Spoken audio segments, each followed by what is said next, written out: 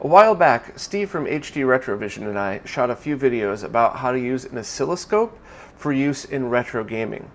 The first video we put out was a basic overview of how to use the scope, as well as how to test voltages on RGBS retro gaming signals.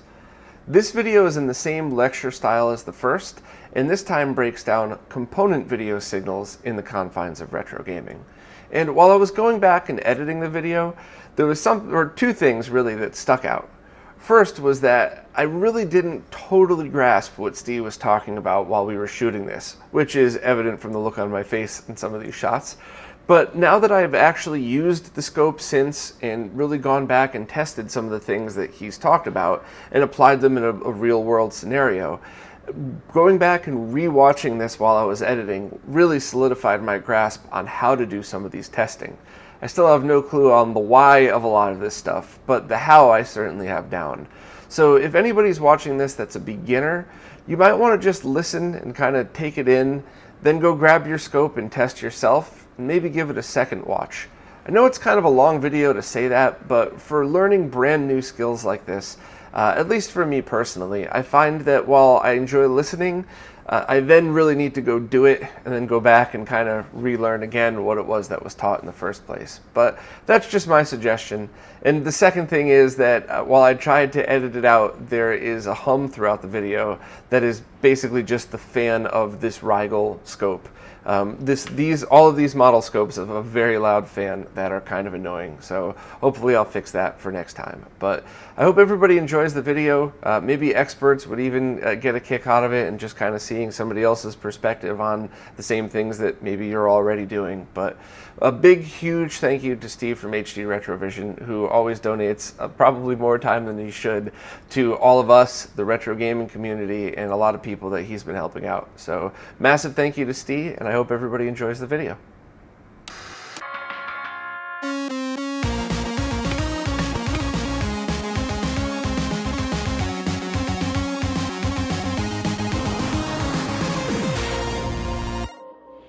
Hey guys, I'm here with Steve from HD RetroVision, and we're going to do a video on how to check out component video over a scope. We did the other video a while back showing you how to use the basics of a scope and how to test RGB, but now we're going to center on the other side of things, why PBPR. So essentially, we have three cables, and while they're green, blue, and red, it's actually why PBPR, which is Luma and Sync, and then the color data, and then all the junk that's left over. Yeah, so the Luma is the black and white grayscale, and we'll look into that with certain test patterns. But then the PV and the PR, all the color that's left over. Okay. So it's a little different way to represent the data, but you still have three components to get you all the colors. And just now we don't have a fourth thing for sync; it's built into the Luma line. So just to go over the very basics of what you taught me last time. So we have coupling set to DC. We have the bandwidth limit off for now. We might change that later. Probe is set to 1x because we have the BNC connectors and not the probes themselves. And then everything else is lined up so that we have all three channels active and all three channels centered. We'll show more about that in a minute. But this is actually take 2 of the video because when we first started, Steve found something odd wrong with his Samsung TV. Do you want to explain what that is? So first, should I put the data up?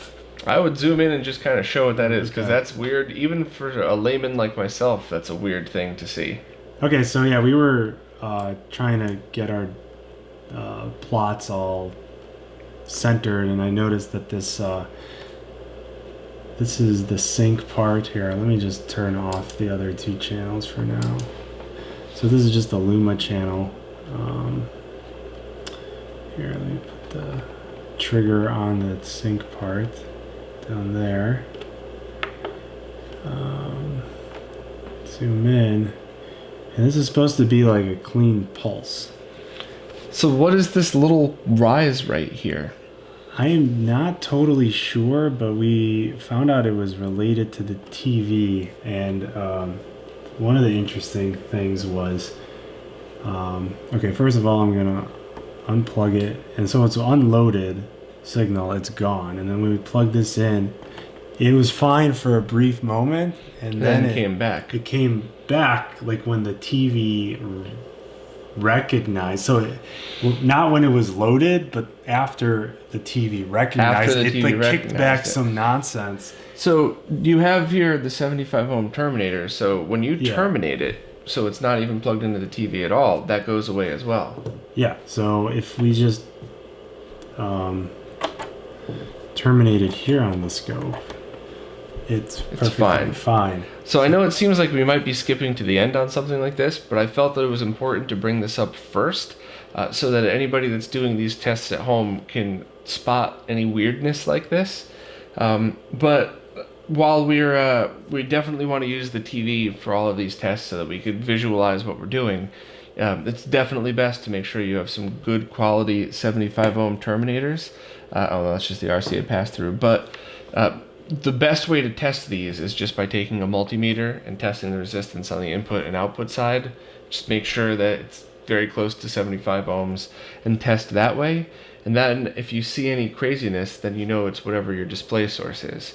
So, or your display target device. Because they're Genesis through the HD RetroVision cables right here. Perfect.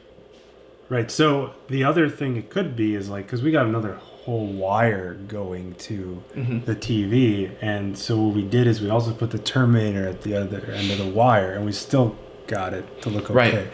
So that was... Yeah, I forgot. That's another way to test it's not your wire. It's just put the terminator at the very end, right before it goes into the TV. Right, where it would go into the TV. And that's how we kind of determined that it wasn't the loading through the wire that was the problem. It was something after the TV got sync. Right. So for this test, strange. because this video is not going to be about the TV, it's going to be testing component video signals. We're going to cheat on the output side and just run the outputs through a component video distribution amp. This is not going to affect the test at all, because essentially it's going to be the same as if we use just the 75 ohm terminators on the output side of the T adapters, but it'll allow us to at least have a visual cue in the background to show what it is. So it's a way to get it still on the screen while it's still being clean on there. Exactly. So why don't you fire that up, and we can watch right now. If you see, once again, it has that very strange blip. And there we go. You can see that that's gone. Everything is at least on the screen and good enough, so we can continue the test without any weird interference. But that was a strange blip, and kind of funny that I'm almost glad it happened, right? Because that way people go to test any of their sources and they see something like that. Now it's a good reminder to test all the way towards the end of the target and then test the target itself. So, have you ever seen that before on any TV? I've never seen it before, but I don't usually hook things up through to the TV. We're just doing it so it's easier to follow. We have what it looks like on the TV and what it looks like on the scope. But since I'm so used to the scope signals, like it's kind of like the Matrix, right? I can see like what's the representation. I know what's the visual representation on a TV. So I might even show you that later, where I'm like cycling through test patterns and I see the scope plots. I'm like, okay, here's a blue screen. Yeah, that'd be a good demonstration. Because that's how I normally test. I test with the terminators here, and I don't have anything running to TV at all, which is why I've never seen that, because I never had it hooked up to the TV like that. All right, well, let's get it started out. So we have we got to turn back on the other two channels, obviously. That's right. So now, as he's doing that, everybody could see the different signals appear. So okay, we'll just get channel 1 like situated at the top here. So let's do that. I'm moving my sync over to the left. And let's go to channel 2. Let's move that in the middle. Oops, wrong one. And then channel 3 is already at the right vertical scale. And so I guess that looks fine. That's one line of video from here to here, from one sync to the next sync. So I was just fiddling with the vertical position and scale, and then horizontal position and scale. And anybody that needs a refresher on how to do that, just go back to the original scope video, and it'll show how to go into each channel and do exactly what he did. Basically just center and line it up. So can you explain what it is that we're looking at here? Okay, so again, channel 1 is Luma and has the sync pulse inside. And then channel 2 is some of that color information, and channel 3 is the other color information, so PB and PR. So if you notice, so the way this works is this is one line of video. It's as if you're starting at the left, and you hit this white line, and white has no color information. So this big first pulse on Luma, where it goes really high, is your white, and on PB and PR, which is your color, it's hanging at 0, it's flat. Okay. And then you hit the cyan, which is slightly lower in black and white content and Luma content. So that's why it dips down a little bit from white, pure white. It dips down, and then you have this colored information that follows. And so as you go across these different colors, Luma, this is why they picked this pattern for color bars. It's stepping down because Luma. It's stepping down the brightness as it goes down. Stepping down the brightness as it goes down, and then you have your color appropriately following these patterns. Okay. And this is to me, when it comes to using the scope and signals like this, I'm still very much a beginner. And to me, this is a little harder to see because, sync and brightness in one, I could easily grasp that part. Yeah. But the fact that the colors combined are in 2 signals instead of R, G, and B, this is new to me. Are there any things to look out for when you see these patterns on the screen or anything like that? Or so, one thing I've seen problems with is the sync is only supposed to appear on Luma. I've seen it for consumer video applications. If you follow the spec, it's supposed to only appear on Luma, but I've seen where either remnants appear on PB and PR, or glitches appear because there's some weird analog math that's not being done properly and whatever is generating it. I've seen that as a problem. I've seen problems where because your black level is these flat lines here, and then PB and PR swing below the black level. If something's not biased in your transistor circuitry or whatever, you could slice off or saturate the lower part of the signal, like the ones that dip down far enough. So anything that's not a pretty consistent pattern that follows this, any inconsistencies in the pattern, I think is the better way to say it. So there's a reason why this pattern is typical for component video stuff. If you look at the standards or anything, it gives you the scope plot for the 100% color bar signal.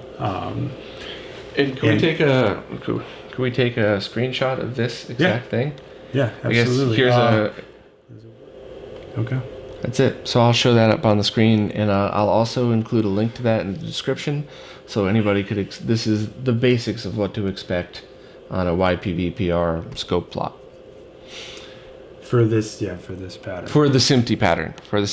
Well, this is actually technically not the SMPTE color bars. It's because SMPTE doesn't have a black at the end, and it's not 100%. Oh, typically. But this is what they'd use if they used the HD RetroVision test software. Yes, this is the pattern you want to use for like most component testing, and I would say even RGB testing, because you get the full. Is this the same that it's on the 240p test suite, or is it a little bit different? No, I think that uses the actual SMPTE pattern, where the SMPTE pattern has a whole thing on the bottom. Oh, that's right. That's right. And that's for various things that are supposed to be blacker than black, and like phase shifts. And so the proper way to describe this is SMPTE color bars, not the SMPTE pattern. I think they're both called something. Right. It's you know what? Color bars are a mess. So Okay. this is just I call it the 100% color bars because it's all the color is saturated at 100%. All right. And I think you might have just confused me more than anything else. But sorry. Let's continue from here on. Okay. So, how do you want to test these signals now? Is there anything else that you could do to? Could take a measurement. Do you want to show other test patterns and how those look, or is it just kind of run through them? We can, and then we could just measure stuff afterwards. So, the next test I have on here is it goes down to the 75. So everything shrunk except the sync stayed the same, exactly the same. And that's important because if we might take a look at like other component devices, and I've seen it where if Luma video data shrunk, like sync data would either grow or shrink with it when it's not supposed to. It's supposed to stay exactly the same amplitude. So you want to do that again for the bright and yeah, I could just cycle back and forth. The sync stays right there, but everything else moves. Okay. Yeah, cool. Everything else grows. It's like a gain thing. Everything gets multiplied by 0.75-ish. There's a limitation in the Genesis. You can't hit 0.75% exactly. See this test software code for more details. But yeah, that's an interesting one to see. Yeah, it's also good to know if you're saturating, because if we were like saturating here and then I went lower, it would have stayed in the same spot because it would have been saturated. So out of curiosity, what are the flashing lines here now? Okay, so this is just it triggering weird because I mentioned in your other video that there's a portion of the sync that's the vertical sync portion. And last time we got it by zooming out a bit and taking a single snapshot and then zooming in here. So that's this pattern appearing every once in a while. And that's the vertical sync? Yeah, that's where vertical sync occurs. It's here. Okay. So if for a layman's person trying to learn to scope, ignore the flashes because that's supposed to be there. And for any of the more intermediate people, was that what you would call the vertical sync slice that goes through and cuts through the other signal, or is that just vertical sync? So this is so when you combine H sync and V sync together, you need to sync is typically a pattern that's every line, but you need some way to have the target device differentiated. And so you still have this repeating H-sync pattern, but then you kind of tweak it a little bit. Where every once in a while it flips upside down. And yeah, where it's like, oh, okay, I'm still getting H-syncs, but now this lower portion is bigger. And it happens, okay, that was V-sync. And we're looking at, microseconds here at this point, right? Yeah, so each line is like around 64 microseconds, and each pulse is like 5 microseconds of the normal sync pulses. So here would be like 59-ish, 59 and 5, 64 is one line. That's pretty cool. So that's why you were getting. So the goal when you're making like test patterns to view on the scope is there's a reason why everything's the same vertically. It's because you want most of the lines as possible to be identical, so it's easy to trigger on the scope. But because in the blanking intervals above and below the picture, you get this weirdness. Then you get those glitches every once in a while well, they're not glitches, they're just, you can't account for that unless you have a special scope with special triggering, which this does have a video mode, but like we discussed before, it doesn't know how to differentiate between 480i and 240. So it's not gonna, edge triggering is still the best way to do this in my opinion. Okay. Sorry, there's a lot there. No, that's fine. So do you want to just cycle through each of the patterns and give it like a second or two so we can see what it looks like? So that's the darker one. The darker one.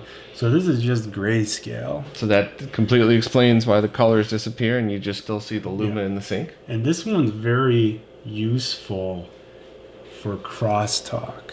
Oh yeah?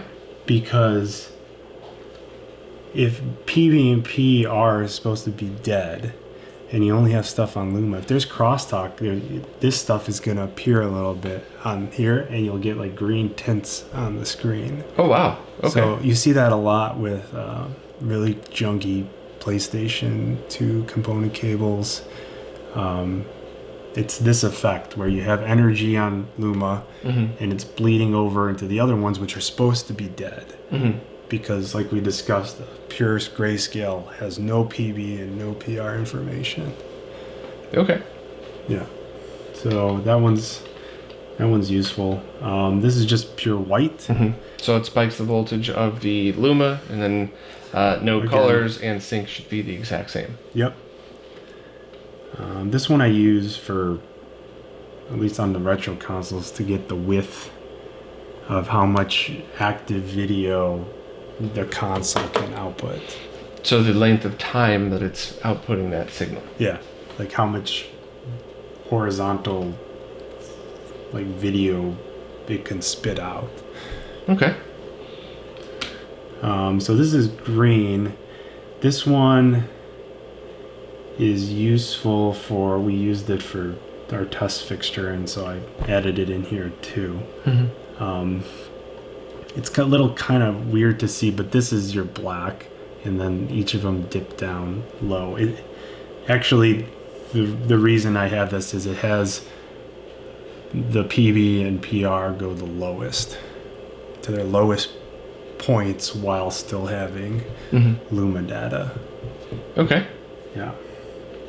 It's actually the, if we go back here, it's that part here.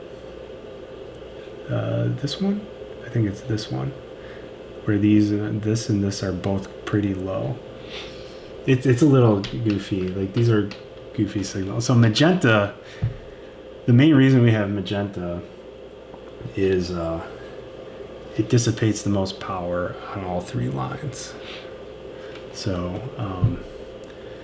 that's when I did like thermal testing, I would run everything on magenta and use IR camera or something like that. Oh, okay.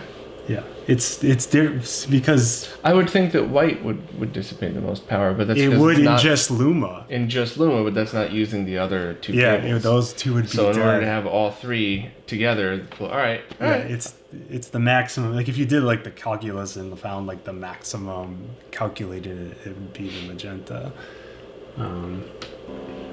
So blue here, I really used because in a composite signal, you have a sine wave riding over your luma, and so luma is pretty low for blue. So if you have a sine wave going around it, it kind of dips down below your sync. So when you're doing like a sync recovery circuit, you need to differentiate between sync and those little drop downs of a sine wave that could corrupt your sync when you're recovering it.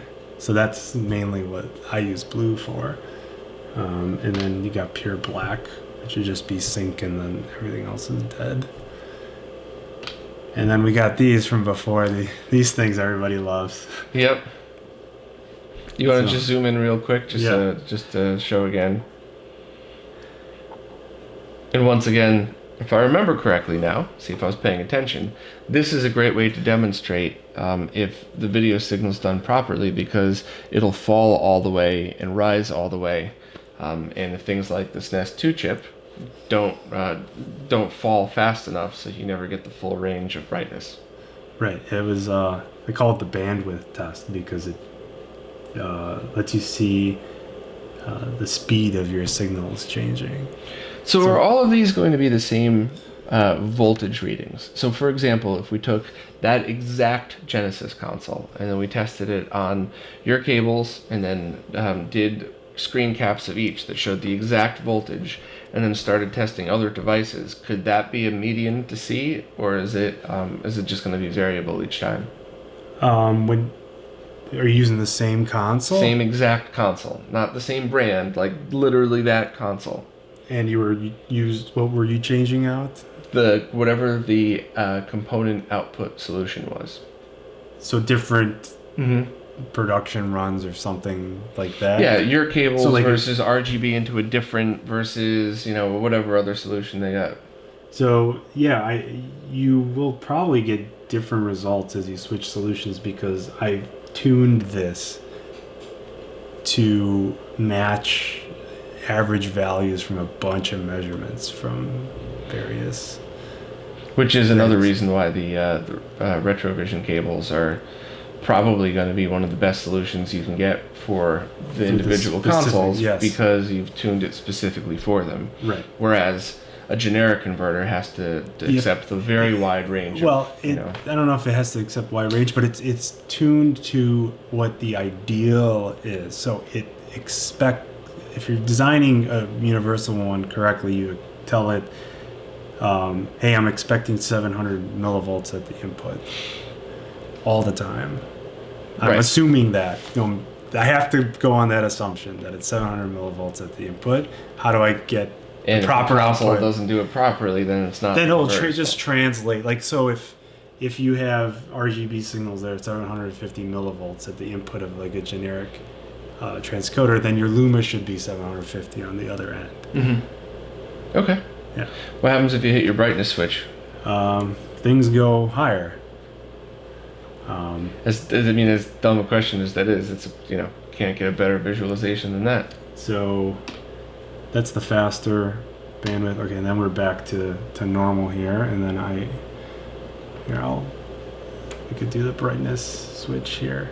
So this is more of a contrast adjustment, which is contrast is gain. Typically, when somebody says contrast is gain, so it's multiplying by a number each of the values, and then brightness is typically a offset, so the black level would rise, but nothing would be multiplied. That's traditional video terminology. If people are just experimenting and having fun with their scopes, so what Genesis console with your switch on the dimmer setting is the proper voltage. Yeah. And you leave that setting, you only put the setting to brightness for, I believe you said it was some Master System models, and some other ones. I think it's just older Master System models. You should not be using the brightness. That's a perfect time to go into the measurements because... Let's do it. Let's see it. So let's bring up the cursors like we did before. So we'll do some manual cursors. And we'll do the horizontal bars. The horizontal, top and bottom. Yeah. So let's. And could you do separate bars for each input? I don't think so. You would just have one source you could select. So right now we're on channel 1. Okay. And it's right now they're all in the same millivolt per division. So. No, but I mean, like we hit channel 1, we set these, then we hit channel 2, set those, 3, and set those. Do you get 3 different voltages, or do you have to measure one at a time? You have to measure one at a time. Okay. All right. That wasn't as dumb a question as I thought then. No, it was good. Okay, so let's put cursor A on. I guess we can measure sync first. So, like, typically, if I'm doing measurements, I like to get one signal on the scope and expand it. Do you want me to do that, or you want to just measure like with it kind of like shrunk down? Let's do one at a time, because we're seeing right now that we have all 3 on there, and we're not going to be changing anything. We're just going to be turning off the other 2 that we're not measuring at the moment. So I'll turn these 2 off, and I'll bring this guy up. And so just to reiterate for anybody following, or for when I go back to rewatch this later to learn how to do it again myself, nothing's being changed. The only thing we're doing is isolating channel 1 and zooming in on it. We're not messing with any of the other scope settings, other than, of course, the lines to provide the measurement itself. Yeah. They're still going in the scope, we're just not looking at them. So I'm going to do a single shot so we don't get that vertical sync pattern coming in, because we could visually see that before the only glitchiness that we're seeing is the vertical sync pattern that's supposed to be there. We're not seeing Yeah. anything else go crazy. Right. So I'm going to measure this sync pulse here. So the bottom. And once again, that's just A versus B. I think you did it backwards, so we're going to get a negative reading, but whatever. Did I? Okay. So it's 292, which is close to the 300 300 is nominal. So 300 millivolts is supposed to be what the sync is on component video. Yes. And what is the average tolerance for that your most devices can handle? Is it 10%, 20%? Oh, that's a good question. It's definitely more than 1%. Oh, that's yeah, for sure. It's I can see things accepting probably down to 200. Oh, maybe wow. up to 400. I'd say 100 millivolts. So if you're designing stuff or if you're testing equipment, you should really be aiming for within 50 millivolts of 300, and anything else you're not going to damage equipment, but you're definitely going to get weirdness with the signal. Yeah, I mean, ideally you just want to hit 300, but there's going to be some variation in your components and stuff like that, so you're not always going to hit 300. So I'd say 50 millivolts is admirable. Okay. Yeah. So that's just sync. That's just how sync. do you suggest we do Luma? Do we have to do a full bright white screen? Luma. So here's the thing. Luma has different values for each color here. So you would test each color individually. yeah, I mean, so easiest is white, right? So let me put A at 0. And then put B, let's go to white. So that's white. So that's 696 from this Genesis. From the range of the brightest to the darkest is 696, and you're aiming for 700. Yeah. So that's pretty good then. That's actually very close to the exact tolerance. Yeah. And once again, with this, could it be as low as 650 and as high as 750? Yeah, I would actually err more on me and Zach Voltaire talk about this a lot, where it's better to not be too bright. It's better to err more on the side of dark, because once something's too bright and it saturates, then you destroy it. You just you get blurriness, you lose detail, you get washing out. Whereas something is too dim, you could always just adjust it on the output side and try to quite literally lighten up the image that's already being properly presented. Right. So you try to err on the side of dark and not on bright. So I would say, so if you it'd be nice to max out at 750, but if you're going darker, even 600 is fine. Oh, okay. So you get more. I would give more leeway to the darker. Or on the other side, if you're designing something or you're testing something you own that's showing up at around 650, it's fine. You might need to turn up the brightness on your TV a little bit. But if anything over 7, the higher up over 700 millivolts you get, the more detail in the image that you're going to lose. Yeah, I think once you start going to like towards 800, that's when you could get clipping, saturation problems. Okay. Yeah. And do you like to test it like this, where you test the entire range, or do you test each color individually to see what the range is? So by moving the bottom thing up to the next. So I would move it to the next thing, but this is where it gets tricky. Like, what is the next thing supposed to be? Well, that's what I'm asking you. So, I can just give you the raw number, which I still need my calculator for, or I can tell you how to calculate it. How would you calculate it?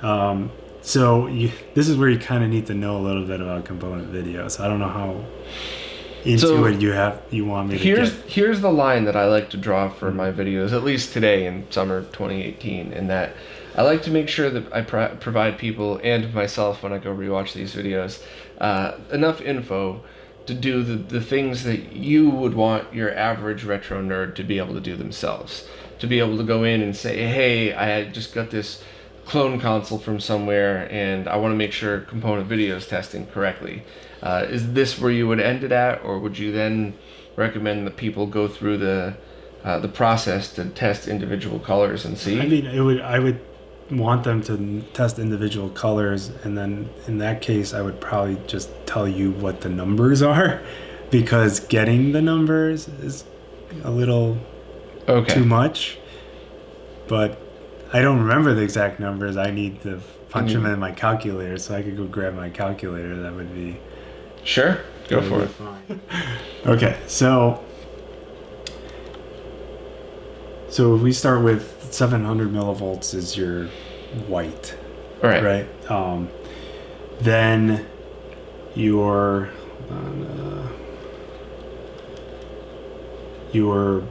yellow, which is the next color. The next one should be around 620.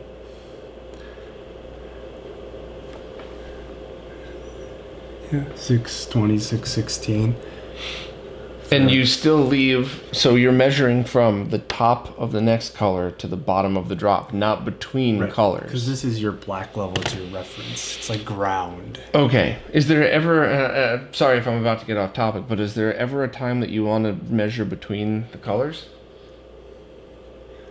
I don't know what... I can't think of it. From a user standpoint, probably not. I'm assuming if you're designing your own solution, you might want to double check something, but... Yeah, I can't think of why you would want to measure one in reference with another one. Okay. So always leave the bottom one at the, the base level, and then you're measuring as it steps down between. Yeah. The only other thing where I think you wouldn't use black level as the reference is if you want the maximum swing, you would go from white to the bottom of the sink, and then the maximum voltage you need to support and whatever. Well, that's for power supplies and designing power circuits. Or like if you're designing input circuitry, you need it to be within. Okay. So this one's at 616. Yes, it's either 616 or 620. 616. That seems like it's right on the line. And we were aiming for 620. So, perfect. So, and then the next one we want is 491. Did you want to do it? No, keep on. Okay. I just wanted to make sure everything was as centered as. So 488, 491. 488, yeah, okay. And then the next one, 411.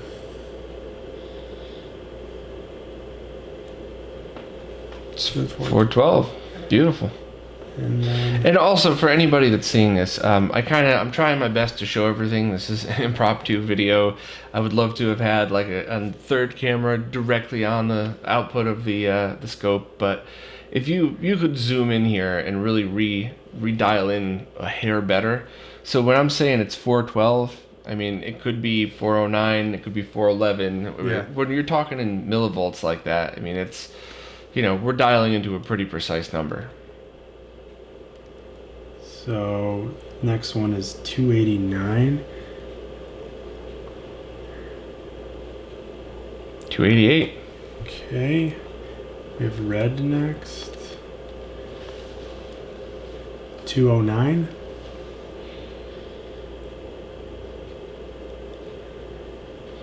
208, yeah. 212. Yeah, I get between 208 and 212.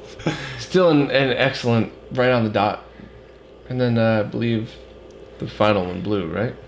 Yes. 80.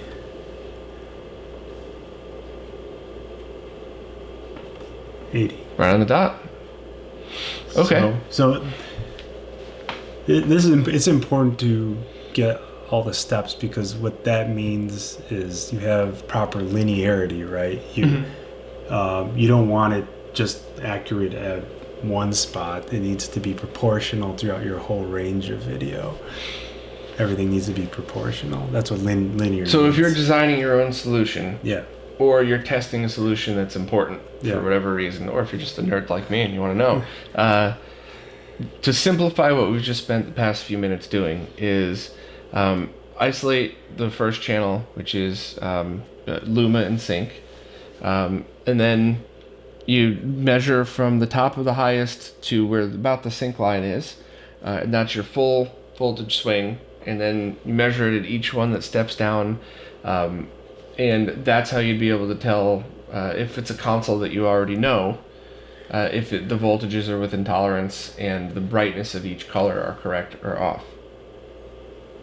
right. So how does could you, unless I'm missing something, we need to also calculate the signals on the other two cables. Yeah, as so well. that's more common. I don't think we should get into that because it's like Can we at least just show the signals broken out? Yeah, we could. We'll probably just measure the maximum on them, just Okay. because that's the easiest to deal with. And so that's something anybody with a scope and a source could do. Right. You don't have to know the math to do that. So one thing we kind of glossed over here is we assumed that white was. So we got white to be like where we wanted. It's like 700. We were at nominal, and all these other measurements are actually based on your white. So all those things I was spitting out, I was calculating based on the 700 millivolt white. So if you have something that spits out RGB at like 650 millivolts It would as be input, then you get your white at 650. All the other things would be proportional to what I was spitting out, but different. Is that formula something that we could link to? Yeah, we could. I could probably write you the formulas for it, and then it'll. I mean, if you wanted to do so that. get or- white, Mhm. get what your white is, and then here's what all the Follow the others should formula. be. And white, once again, to reiterate, should be within a tolerance of as close to 700 as possible. Yeah. Lower is better than higher, but it could be a pretty wide swing as far as millivolts go. Yeah. Okay.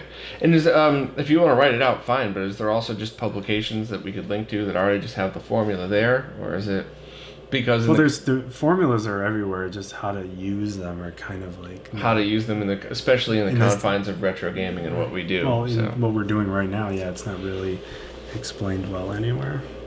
Okay. But I can move on to the PB, and we can Yeah, just make sure. let's skip through those just to do the basic full measurements. Okay.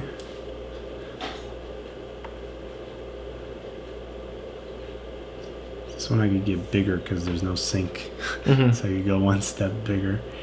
Here, we'll just do that.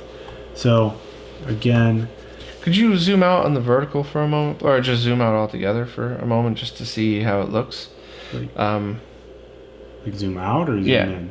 Zoom out. So you have two signals going through here that you're measuring. I'm confused. Keep zooming back out, like you're backing away from it. Oh, like this. All right, so there you go. That's I think we zoomed in so much that I thought we were looking at it. Almost looked like two different lines going through. Okay. This is the same falling edge signal, so it's one signal going across. Yeah. Okay. Yeah. So it's one signal. It's going down and up and down and up and down and up. Okay. So So where would the measurements points our be on this reference craziness? our reference point would be black. So it's that flat part. So it's cursor. So if you notice, there's a little like very slight blip down. Mm-hmm. That's just a little bit of error bleeding in from the white, Okay. because that's where the white is. It's supposed to be 0, but there is some, But that looks Thanks. very minimal. Yeah, I mean, we're it's very zoomed in small. pretty close, and But we could, yeah, I thought I'd still explain. and you want to stay in the black, obviously, not in the dip.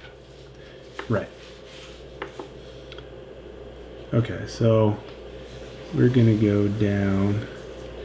So this should be, because we're mapping 700.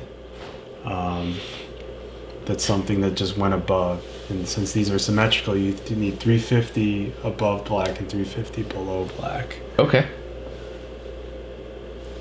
Is what you want. So 340. And do you measure? Are you going to measure the line up top as well Yes. after this? Yeah. Okay.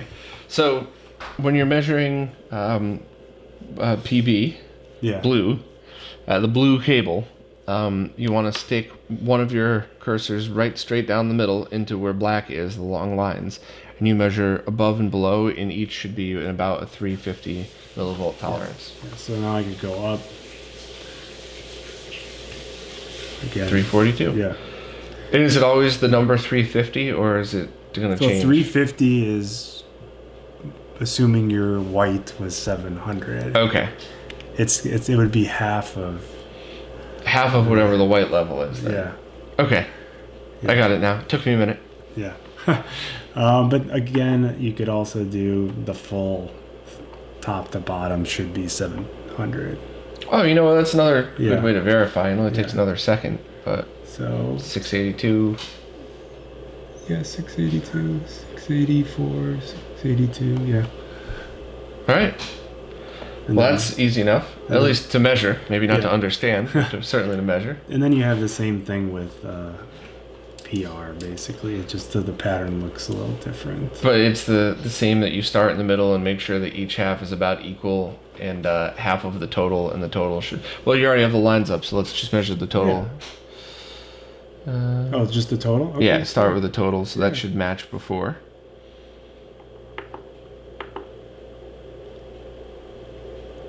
$690. 690, so the other one was 684, so we're talking a few millivolts, so that's fine. And then now you want the half of that on each side, correct? Sure. Oh, What, I wrong just button. centered it. Hmm. This is what I wanted, right? It's 352. What? 350. Well, it's about, 348. Okay, wait, hold on. Now we could just move the one up top.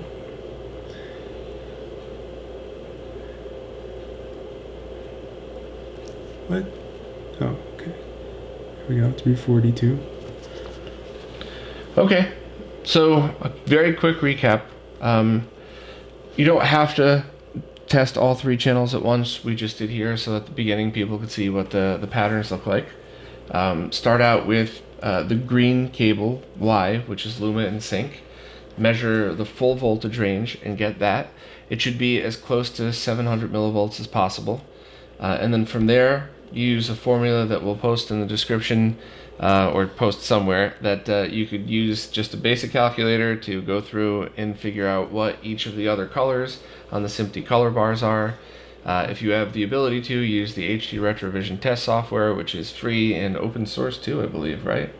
Yes, it's all the sources. It's public domain, so you could steal all the code and throw it in your own project, and nobody would care. But the nice thing, my favorite part about this is like if you have it like on a cart, not on a flash cart, it'll just boot up into you don't need a controller. That's one of the reasons why I like it. It just boots up into this pattern. And as you could see, when it booted, as soon as the color bars popped up, the pattern that we were just looking at popped right back up. So you can know what you're looking at without even having it plugged in. Yeah, so that actually, I'll probably kind of want to show that in a bit. But the one thing we talked about was the brightness switch. It shows something saturating here. Mm-hmm. You can actually see it on the scope. So let me just go down a little bit. So we should have around 350 on both ends, right? Mm-hmm. So if I put this higher, you could see that bottom part started to saturate. So we could actually see how they're not symmetrical anymore. So let's look at the top. So the brightness bumped that guy up to 476. Yeah. So we should have 476 on the bottom, right? But we don't, because it clipped it, because there's too much on the brightness switch. Oh, okay. So that demonstrates how you're losing information. Yes. And that just showed you what that looks like on a scope. Yeah. Whereas if you were here and that was a perfectly calibrated TV, you might be able to see it as well, just in the blending between the colors. Yeah. You would see that which one was that? That is cyan would have got screwed up. It would be wrong. Okay. Yeah. Well, is there anything else we're missing? That seemed like a pretty good way for people to understand how to test the proper voltages of component video. Anything else you wanted to show in this?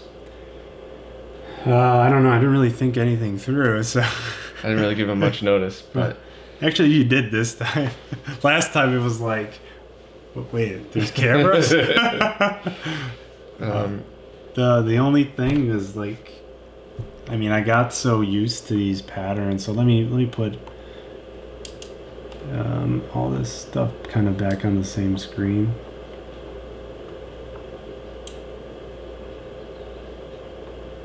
Here, I should probably go back to the correct.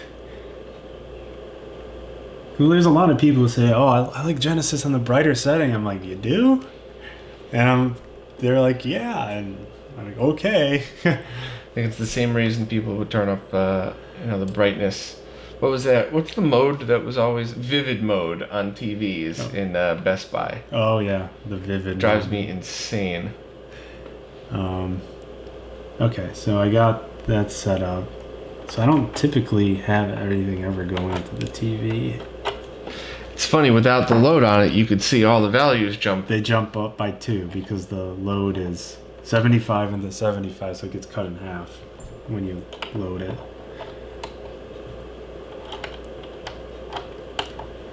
So I know the patterns, like I know that's... Well, I turned the Genesis off altogether, actually. I hit the reset.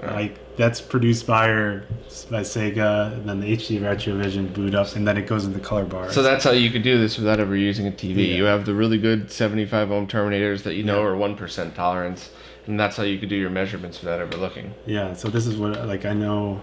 Like even if I get lost, I'm like, oh, what's this one? I know that's color bars. As soon as you go to that, or as soon as you back off and you go to the speed test or whatever you want to call it, that's a very distinctive look. You could always figure out where you are from that one. Okay, so go back. That's obviously black because the only thing you see is the sync, and then nothing else. And then this is when I know I'm like in one of the green. Like I know what they are because I know the order. But if I didn't know the order, like I know blue is the lowest luma, and I know that it goes green, magenta, blue. Yeah, it's just very cool. Yeah, it's useful stuff.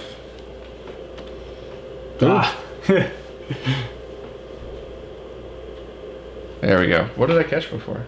You got like part of the vertical. That's awesome. Yeah. Well, that's it for this one. We're going to have a part 2 coming up soon that shows how to compare different component video sources, which is pretty cool. So thank you very much for your time and for showing us all this stuff. Once again, I learned a tremendous amount. Maybe a little too much. Maybe. I'm not going to lie, the first scope video, I think I retained nothing. From when I was sitting here doing it. And then when I went back through and edited it, because I had then essentially watched it a second time. You saw it in your recommended video feed and you decided to watch it? No, as I was editing, I watched the whole thing as I was editing through. That's when everything really sunk in with me. Yeah. So even little things like, how you zoom in, how you zoom out, I totally had forgotten how to do that. But because I had watched it the second time, that's when everything just immediately started clicking. There's a lot of info there. I mean, took me. I didn't just instantly know all this stuff, right? Like I spent years and years experience. Really? I thought you were born with a beard and all the component video knowledge, just all already knocking up in there. Well, I was born with the beard. I don't know about the component video knowledge. Well, I think that'll pretty much just do it for this time. Check out part 2 coming up soon, and thanks for watching, and like, subscribe, and buy their cables, and the more you guys support, the more we'll keep doing this. No, don't buy any more cables. We need to work on other stuff. Right.